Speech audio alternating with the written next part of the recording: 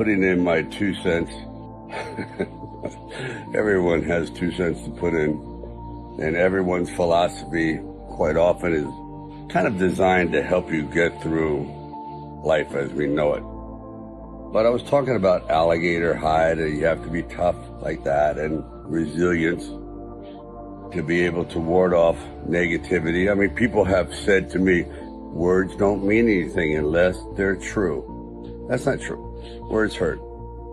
Words are the same as a thorn on a rose. They look nice, but boy, some of them can really hurt. Did anyone ever study an alligator, crocodile, and wonder how they survived so many hundreds of millions of years? Thick skin. Thick skin. Almost impervious paint. That is an element that I think is so necessary in this day and age to be successful. Talent. All right. That's a given. You have to have some of that. Ambition. Yeah. You got to have a hell of a lot of that. And this fear of failure, good helping of that, certainly inspires one to get out of bed in the morning. But the most important thing is the alligator hide. You have to be able to take criticism.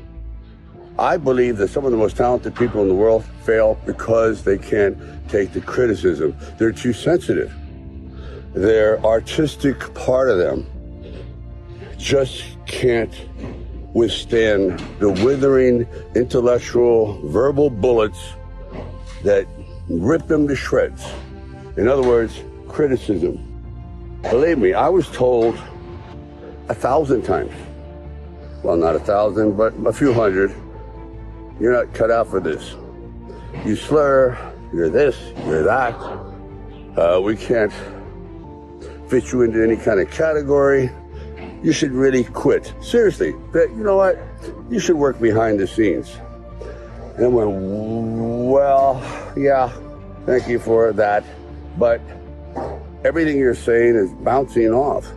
It's like bulletproof. And that's what I'm trying to pass on to individuals, that you have to be able to be like a solid tree. We all share certain traits. For example, I don't like to argue. I don't like stress. I don't like conflict. But sometimes you have to face the conflict and the stress and the source of that and get it out of the way. Don't keep it inside. Somehow you have to purge yourself of this thing that's eating you alive. There's different ways of doing it. Getting it in someone's grill, or you start to use your head and work your way around the problem without offending anyone, but you're getting your point across. But sometimes you just have to offend someone who's offending you. That's fair. And it takes courage. Actually, it takes courage to do a lot of things.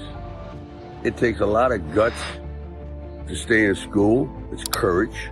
It takes courage to get up every morning, and bravery, and pushing yourself when you don't want to go to work, to supply food for yourself and your family.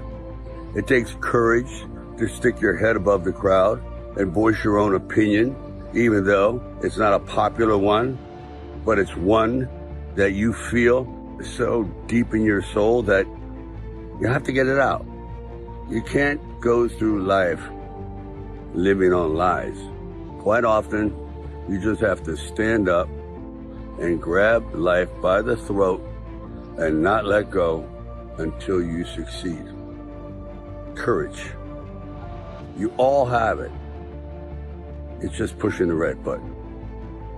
Keep punching. Am I going to be caught in this time warp called the past? Because quite often, let's face it, your problems are from the past.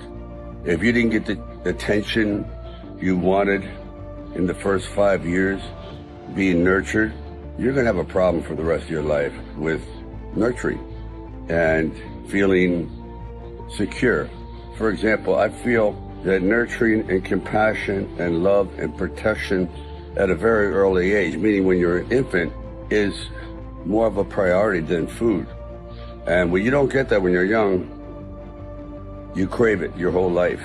And quite often, it's also an incentive to do something with your life, to fill it up with some sense of accomplishment, or it's a release for anger, whatever it is. Quite often, I have found that the most damaged people have been the most productive.